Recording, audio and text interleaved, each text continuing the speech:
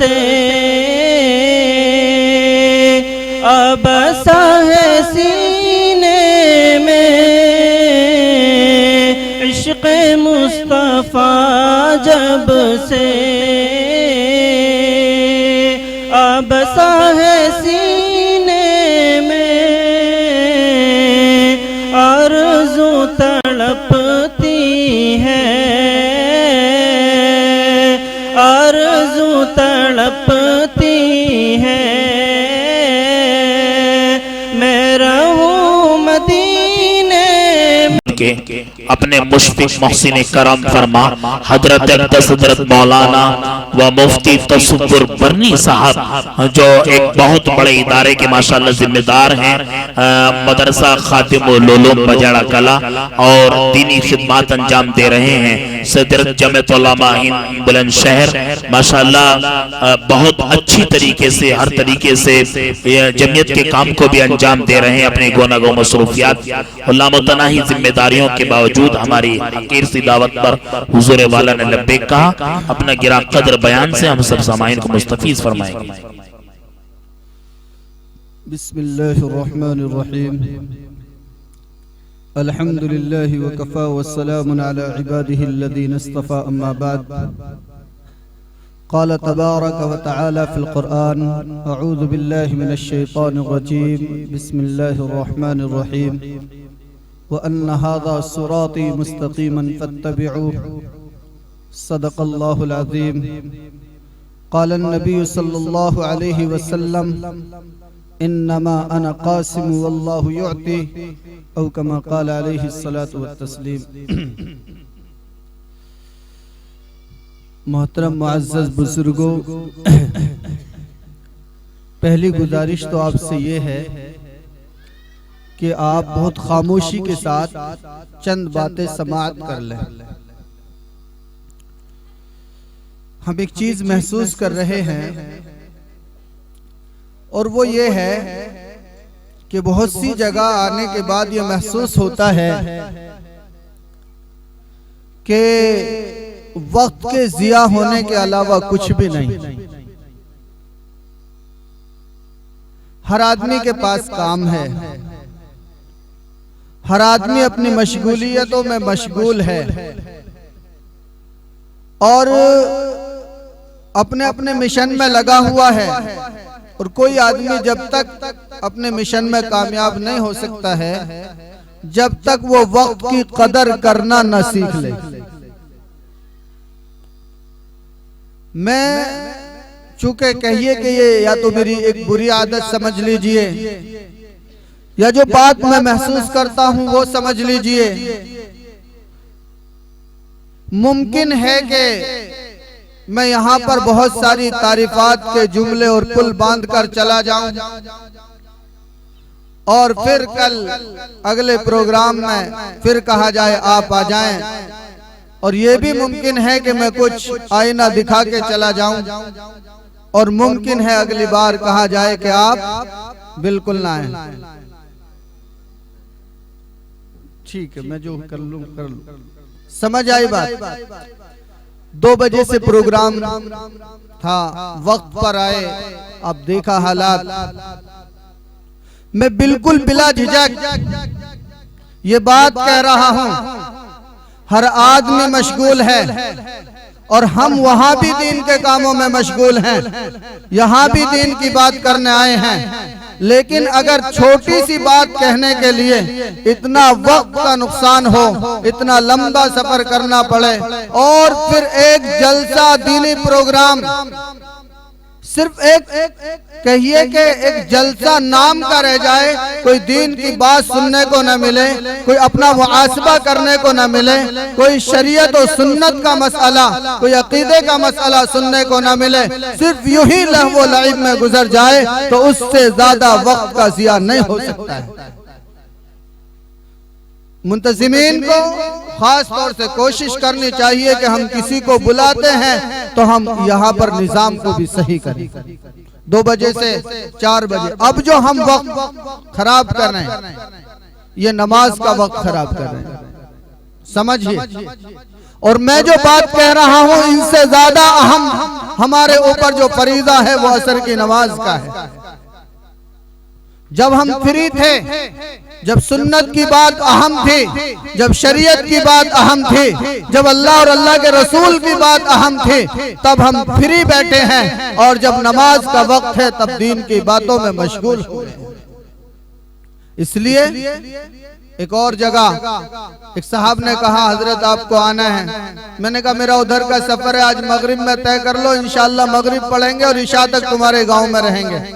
कहा नहीं जी, हम इंतजाम बड़ा करेंगे और करने के बाद आप 8 दिन दो। 8 दिन दे दिए। मेरे कार साहब साथ हैं, हम 4 प्रोग्राम तय करके वहां वक्त पर पहुंच गए। नमाज पढ़ी। नमाज पढ़ने के बाद वो तमाम के तमाम लोग हमें नाश्ते में मशगूल करने में लग गए, नाश्ता करने लग गए। वहां कोई नहीं था। मैंने कहा तुम्हारा प्रोग्राम इशाबाद है? कहने लगे जी नहीं जी, मगरिब बाद है। मैंने कहा तो मस्जिद में तो कोई नहीं, तुम्हारे तालिब इल्म नहीं, तुम्हारी आवाम नहीं, पब्लिक नहीं, तुम हमें नाश्ता करा रहे हो। फिर मैंने उनको भेजा। बड़ी मुश्किल से 5-7 आदमी इकट्ठे हुए। ये दीन की बात सुनना, ये दोनों लोगों की खराबी है। ये 5-7 लोग इकट्ठा हुए और हम बहुत दूर से गाड़ी को तेजी के साथ दौड़ा कर वहां पहुंचे। रास्ते में कुछ होता, याद रखिए मैं बहुत मुअद्दिबाना गुजारिश कर रहा हूं, वक्त का नुकसान ना हो, लिमिटेड हो और उस वक्त में अपनी बात को खत्म कर दिया जाए और नमाजों को वक्त पर अदा किया जाए। ये सबसे अहम मसला होना चाहिए। दूसरी बात यह है कि हमारे लोगों ने जलसों को, दीन की बातों को, शरीयत के मसाइल और अकायद को इतना लाचार और कमजोर समझ लिया है। वो ये समझते हैं हमें इसकी कोई जरूरत नहीं। याद रखिए, अगर आप ये ऐलान कर रहे हैं कि हमें दीन की बातें नहीं सुननी है, क्या जलसे का ऐलान गांव में नहीं हुआ होगा? क्या मौलाना ने बार बार आपसे नहीं कहा होगा हमारे यहाँ उलमा आ रहे हैं? क्या आपको ये नहीं पता है कि मदरसे के जलसों में अल्लाह के नबी की सीरत बयान होती है? क्या गांव के इतने ही लोग हैं जिनके कानों को ये बात पहुंचाई गई कि जलसा है, फिर भी वो दीन की कोई बात सुनने नहीं आए? अरे देखो, जिन गांवों में साइकिल चलती है, सांग होते हैं, वहां एक दूसरे के ऊपर लोग चढ़ जाते हैं, देखने के लिए ऊपर उचकते हैं, एक दूसरे के कांधों पे चढ़ के देखते हैं, भीड़ का इज्तिहाम होता है और वहां लोग इकट्ठा हो जाते हैं। दीन की बात सुनने के लिए लोग इकट्ठा नहीं होते, यानी कि वो ऐलान कर रहे हैं हमें इस दीन की कोई जरूरत नहीं। उन लोगों को समझ लेना चाहिए कि अल्लाह जब नियमत देता है और उस नियमत की नाकदरी करने वालों को जो सबक सिखाता है, फिर उनका अंजाम बुरा होता है। कुरान यूं कहता है कि हमने यहूद को कहा था कि एक दिन हमें दे दो, एक दिन आप अपने तमाम मशगूलियतों से फारिग होकर अल्लाह के लिए इबादत में मशगूल हो जाया करो। उन्होंने बहाने बनाने शुरू कर दिए, तरह तरह के बहाने बनाने शुरू कर दिए। फिर कुरान कहता है जब उन्होंने बहाने बनाने शुरू कर दिए, रूह गर्दानी शुरू कर दी, हमने कहा तो धुतकारे में बंदर बन जाओ। उनके चेहरों को मस्त कर दिया गया है। मेरे मोहतरम मुअज़्ज़ज़ नौजवानों, साथियों, जिस वक्त में हम आज दाखिल हैं, ये उम्मत पर बहुत कठिन वक्त है। हर तरह से ईमान को सल्ब करने के लिए कोशिश की जा रही है। हर तरह से घर वापसी, कलमे की बुनियाद पर जो लोग मुसलमान इकट्ठा हैं, उनको तोड़ने की कोशिश की जा रही है। हर एक के दिमाग में ये बात बिठाई जा रही है कि स्कूल कॉलेजेस में बच्चों को डालिए। मैं कहता हूँ बिल्कुल डालिए, हम वो लोग हैं जो चलाते हैं, लेकिन याद रखिए इनके अंदर जाने के बाद अगर आपका बच्चा कुरान करीम की तालीम से महरूम हो रहा है तो कौम की कोई तरक्की नहीं है। ख़वाह वो MBBS बन जाए, इंजीनियर बन जाए, डॉक्टर बन जाए, कौम को कोई फायदा नहीं हुआ। कौम को फायदा तब होगा जब बच्चा कुरान करीम भी पढ़ा हो और वो डॉक्टर भी हो। कौम को फायदा जब होगा जब उसे नमाज भी आती हो, वो डॉक्टर भी हो। कौम को फायदा जब होगा जब वो हलाल और हराम को जानता हो और फिर कुरान के साथ साथ दुनियावी डिग्रियां हासिल करे। तब कौम का फायदा हो सकता है। अगर सोच लिया MBBS होना कौम का फायदा है तो दूसरी कौमों में हजारों MBBS हैं, कोई फायदा नहीं है। हमें अल्लाह ने अपनी इबादत के लिए पैदा किया है, MBBS बनाने के लिए पैदा नहीं किया है। एक शख्स कल मेरे एक साथी थे, उन्होंने कहा कि मुफ्ती साहब जो करना है कर लो, लोगों का कुछ नहीं पता, ये जड़ों से उखाड़ के फेंक देते हैं, कह देते हैं जाओ 20 साल के बाद 25 साल के बाद। मैंने कहा जुमला तो बड़ा अच्छा है, लेकिन याद रखिए मादियत पर मत आइए। जो अल्लाह इतने बड़े को रोजी देता है, पढ़ने तक जब हम 20-25 साल के हो जाते हैं, 1 रुपया नहीं कमाते, हर घड़ी खर्चा होता है, फॉर्म का खर्चा, किताबों का खर्चा, ड्रेस का खर्चा, कपड़ों का खर्चा, आने का खर्चा, जाने का खर्चा। जो खुदा उस वक्त हमें रोजी देता है, फिर हमें बड़ा होने के बाद रोजी देता है। क्या अगर कोई हमें निकाल देगा तो हमें रोजी नहीं मिलेगी? क्या हम इस डर से काम करें कि कोई हमें ना निकाले? अगर ये डर है तो फिर मसाइल सही नहीं बता सकते हैं हम, फिर अकायद सही नहीं सिखा सकते हैं हम, बल्कि हम लोगों के मुताबिक मसाइल बताएंगे और ये डर रहेगा कि काश कोई हमें निकाल ना दे। निकाल देगा? क्या निकाल देगा? अल्लाह जब तक दुनिया में रखेगा तब तक रोजी का इंतजाम किया, तब तक रोजी रहेगी, और जब रोजी खत्म हो जाएगी दुनिया की कोई ताकत नहीं है जो आपको दुनिया में रोक ले। मैंने एक छोटा सा जुमला कुरान करीम का पढ़ा। कुरान कहता है वो अन्ना हाज़ा सिराती मुस्तकीमन फत्तबिऊ। हज़रत जाबिर बिन अब्दुल्लाह रज़ी अल्लाह अन्हु बयान करते हैं, अल्लाह के रसूल सल्लल्लाहु अलैहि वसल्लम ने हमारे सामने एक लंबी खत खींची, यानी एक लंबी लकीर खींची। उसके दाएं तरफ 2-3 लकीर खींची, उसके बाएं तरफ भी 2-3 लकीर खींची, और कहने लगे कि ये जो सीधी लाइन है, ये जो सीधी सतर है, ये दीन का सही रास्ता है। इसके अलावा जो आड़ी तिरछी लाइनें खींची हुई है, ये दीन का रास्ता नहीं हो सकता। जब तुम इस सीधे राह पर चलोगे तो शैतान तुम्हें दावत देगा इन उल्टे सीधे रास्तों पर चलने की, लेकिन याद रखिए ये जो सीधी राह है यही मेरा तरीका है, इसी की इत्तिबा कीजिए।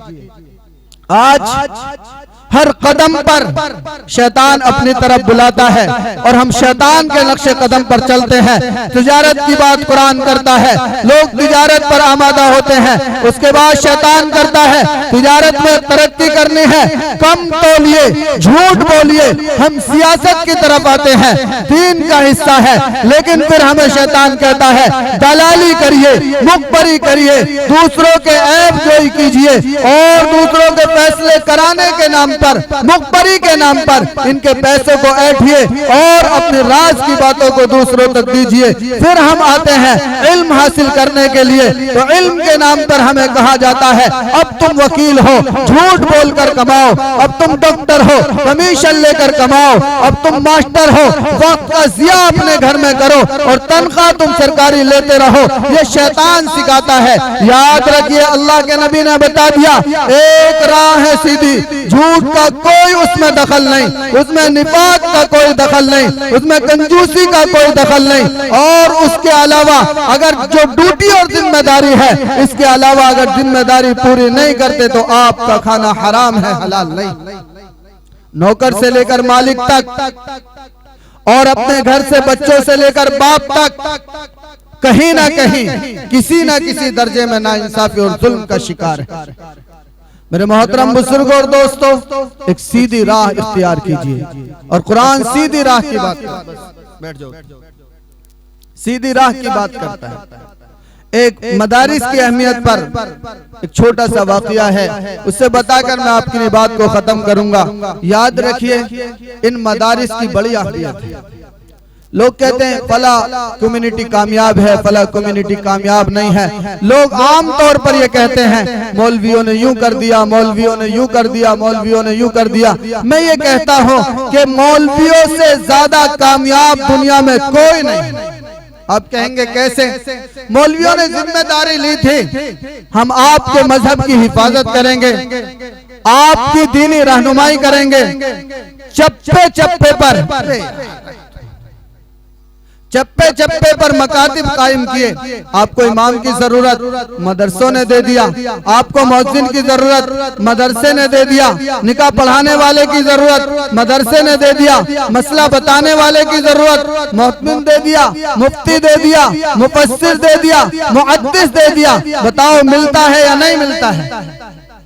आपके मस्जिदों में अजान वक्त पर होती है या नहीं होती? आपकी मस्जिदों में जमात वक्त पर हो रही है या नहीं हो रही है?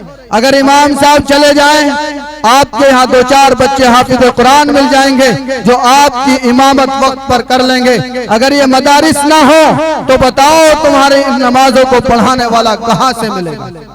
शहर दिल्ली में 7-7 दिन तक और 16-16 दिन तक लोग अपने बाप के जनाजे को लेकर फिरा करते थे। कोई नमाज पढ़ाने वाला मयस्सर हो जाए, कोई नमाज पढ़ाने वाला मयस्सर हो जाए, कोई नमाज पढ़ाने वाला नहीं मिलता था। और जब उसमें से बदबू आने लगती थी, लोग बगैर नमाज के अपने मुर्दों को दफन कर दिया करते थे। इन मदारिस ने चप्पे चप्पे पर कायम रहकर दीन की बुनियादों को इतना मजबूत किया है। और याद रखिए, इन मदारिस की बड़ी अहमियत है। आपने नवाब छतारी का नाम सुना होगा। हजरत मौलाना कासिम नानोतवी का एक सफर हुआ अलीगढ़। नवाब छतारी को पता लगा मौलाना कासिम आ रहे हैं, फौरन उन्होंने सफर किया अलीगढ़ का, मुलाकात करेंगे। मौलाना कासिम को पता लगा नवाब साहब आ रहे हैं, उन्होंने खुर्जे का सफर कर लिया। मुझे मुलाकात नहीं करनी, मैं मालदार लोगों से मुलाकात नहीं करता। उसके बाद नवाब छतारी खुर्जा आने लगे। फिर किसी ने बता दिया हजरत वो तो खुर्जा आ रहे हैं। उन्होंने बुलंदशहर का रुख इख्तियार कर लिया।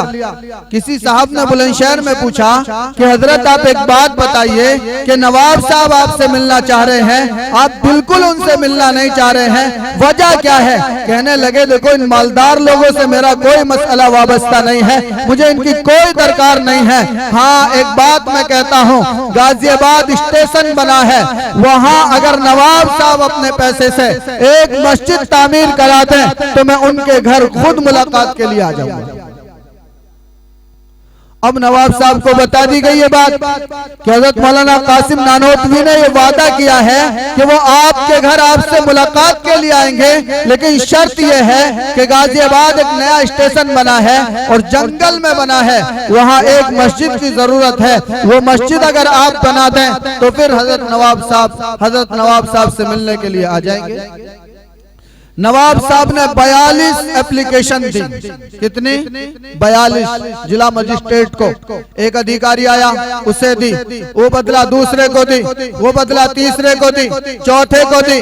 42वें नंबर पर एक डिस्ट्रिक्ट मजिस्ट्रेट आए, वो मुस्लिम थे। उन्होंने देखा कि वजह कुछ भी नहीं है एप्लीकेशन को रद्द करने की, मस्जिद बनाने की इजाजत दे दी।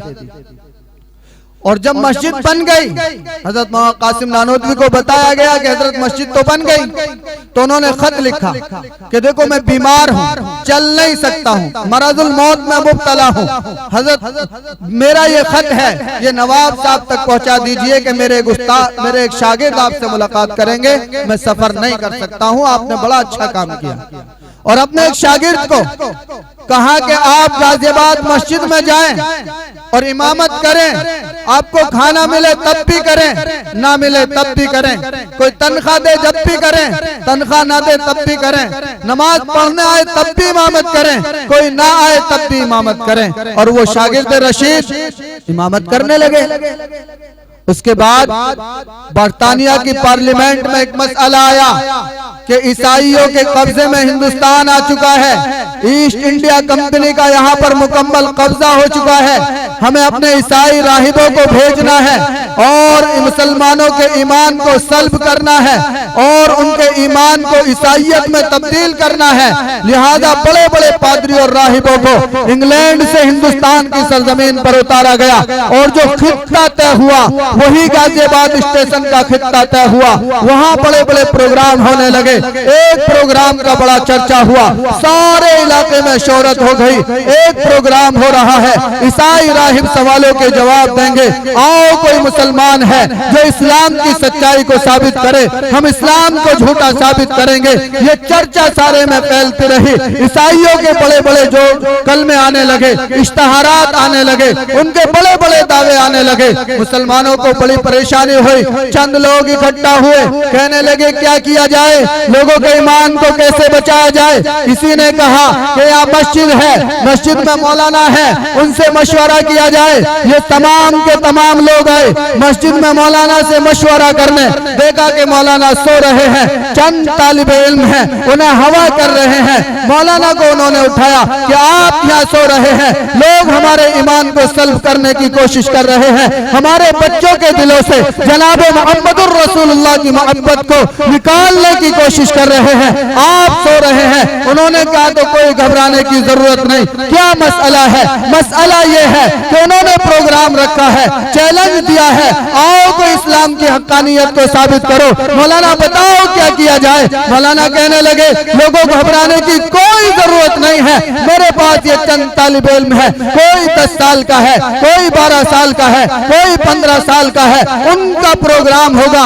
इन तलबा को उठा कर ले जाना, उनको तो यही तलबा काफी है। अगर इनसे बात ना बने तो मुझे इत्तला कर देना, मैं उनके स्टेज पर आ जाऊंगा। जाओ आराम से रहो, खाने पीने की खाओ पियो और टेंशन लेने की कोई जरूरत आपको नहीं।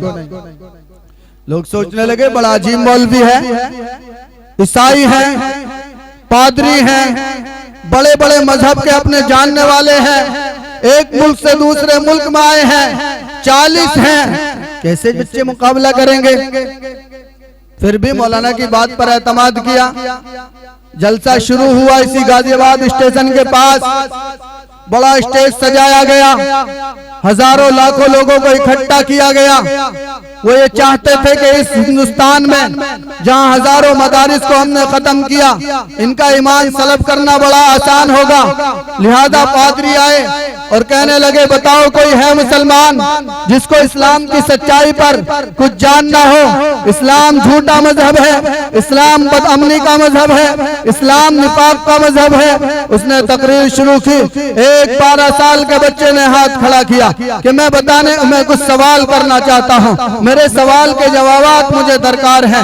तालिबे इल्म खड़ा हो गया, स्टेज पर आया, कहने लगा सवाल मेरा तमाम लोगों से है, इन तमाम के तमाम राहिबों से, एक से नहीं, तर्जुमान से नहीं, मुकर्रिर से नहीं, सदर से नहीं, निजामत करने वाले से नहीं, ये जितने ईसाई राहिब आए हुए हैं तमाम से मेरा एक सवाल है, मुझे सवाल का जवाब चाहिए। सवाल ये है कि ईसाईयत में 3 फिरके हैं, एक फिरका तुम्हारा है, 2 तुम्हारे खिलाफ फिरके होंगे, तो बताओ तुम्हारा कौन सा फिरका है, और तुम्हारे खिलाफ जो 2 फिरके हैं उनके बारे में मुझे ये बताओ कि वो हक है या ना हक है, तुम्हारा हक है या ना हक है। अगर तुम्हारा हक है तो बताओ वो दोनों ना हक कैसे हैं, कुरान में अपनी किताबों में उनके ना हक होने की दलील दिखाओ।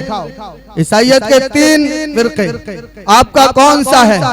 दूसरे जो 2 फिरके हैं वो हक हैं या गलत हैं? अगर हक है तो दलील से साबित करो वो हक है, और अगर गलत है तो फिर दलील से साबित करो वो गलत है। अब बताओ, वो अपने आप को हक बताते, तो बताओ तौरात में कहाँ लिखा है जिस फिरके को तुम मानते हो वो हक है, जिसको दूसरे मुल्क वाले ईसाई मानते हैं वो नाहक है। एक दूसरे को झांकने लगे और गिरबान में झांकने लगे, और वो ये कहते हुए उठे कि इस हिंदुस्तान की सरजमीन पर ईमान का सल्ब करना इतना आसान नहीं है जितना हमारी पार्लियामेंट ने समझ लिया है। और उन्होंने अपना रफ्ते सफर बांधा और बरतानिया की सरजमीन पर वापस चले गए।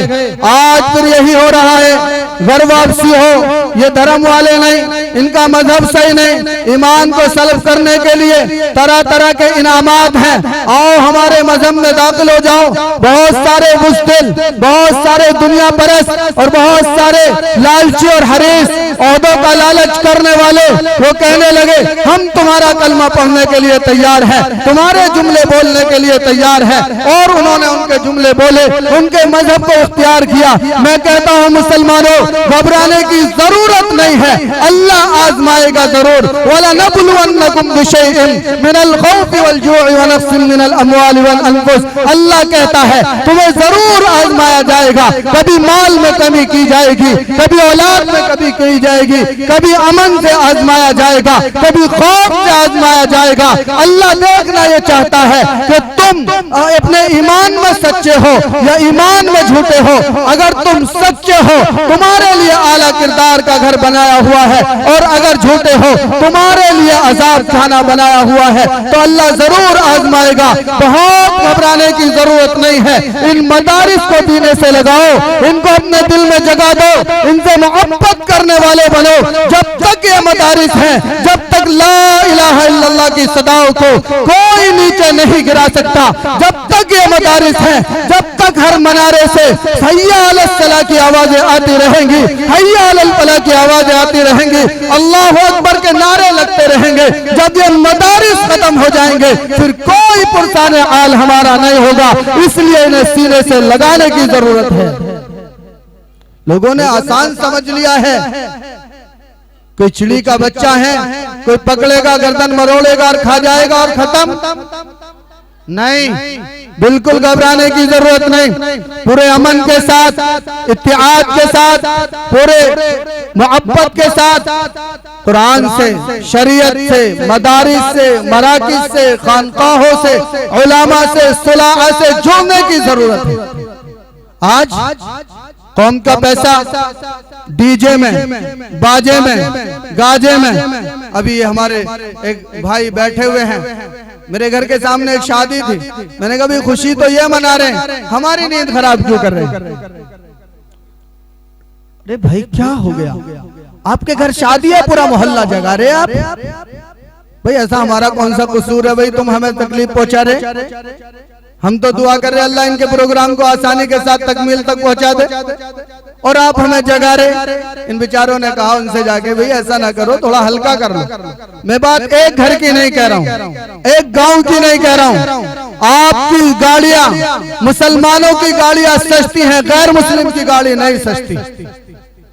डीजे बाजे मुसलमानों के बजते हैं, उन्हों के यहाँ नहीं बजते। हल्दी की रस्मों पर बेहयाई हमारे यहाँ है, और मेहंदी की रस्मों पर बेहयाई हमारे यहाँ है। हर तरह से पैसे को खत्म किया जा रहा है। एक जगह से मुझे रात में फोन आया 1 बजे, बझेड़ा में था मैं, कि मुफ्ती साहब एक काम करो, यहाँ डीजे बज रहे हैं ना रोको। मैंने कहा मेरे पे कोई नंबर नहीं, जाके मेरी बात कराओ, मैं रुकवा दूंगा। वो सोच रहे थे मुफ्ती साहब जाएं, मैं क्यों जाऊं 1 बजे रात में। फिर मैंने उनके किसी करीबी को कहा क्या करा रहे आप? मुझे पता लगा 10 दिन से डीजे बज रहा है। मैंने कहा ये पैसा फालतू आ रहा। 1000 रुपए का एक डिब्बा पर डे आता है। किसी बताने वाले ने मुझे बताया कि जिसके घर ये बज रहा है उसकी माँ 7 बार मंडे वाले दिन कर्ज मांगने आई है मेरे पास, कर्ज मांग रहे हैं, और आलम यह है कि रोजाना 1000 का डिब्बा बज रहा है। तो बताओ कौम में नचनिए पैदा होंगे, कौम में डांसर पैदा होंगे, कौम में यही लोग पैदा होंगे, और मदारिस के नाम पर, मराकिज के नाम पर, खानकाहों के नाम पर, दीन को बचाने के नाम पर, शरीयत के नाम पर हमारे पास 2 पैसे नहीं हैं। याद रखिए, अगना पैसा जिस तरह बर्बाद करना चाहो अल्लाह उसी तरह बर्बाद कर देगा, और अपने पैसे को जिस तरह आबाद करना चाहो अल्लाह उस तरह आबाद कर देगा। दुनिया की कोई ताकत आपको कोई माल दे नहीं सकती है, और दुनिया की कोई ताकत आपसे कोई नेमत छीन नहीं सकती है जब तक अल्लाह की मर्जी ना हो। और याद रखिए अल्लाह ने दौलत दी है, माल दिया है। अल्लाह कहता है अफा असिबतुम अन्नमा खलकनाकुम अबस व अन्नकुम इलैना ला तुरजाऊन, क्या तुम्हें यूं ही बातिल और बेकार पैदा कर दिया गया है? कोई पुरसाने आल तुम्हारा नहीं होगा, कोई पूछताछ तुमसे नहीं होगी, तुम्हें यूं ही लौटा दिया जाएगा, कोई तुम्हारे अमाल के बारे में तज़किरा नहीं किया जाएगा, जरूर भी जरूर तज़किरा किया जाएगा। अल्लाह के नबी के फरमान है इब्ने आदम से जब तक 5 सवाल न कर लिए जाए उसके कदम हश्र के मैदान से नहीं हट सकते। तो बस मैं बात को खत्म कर रहा हूं। मैं जलसों में आम तौर पर आदी नहीं हूं मैं पैसे वसूल करने का, लेकिन इनका जो निजाम है वो निजाम ये है कि मुफ्ती साहब थोड़ा सा अपील कर ले लोगों से, कुछ मदारिस के लिए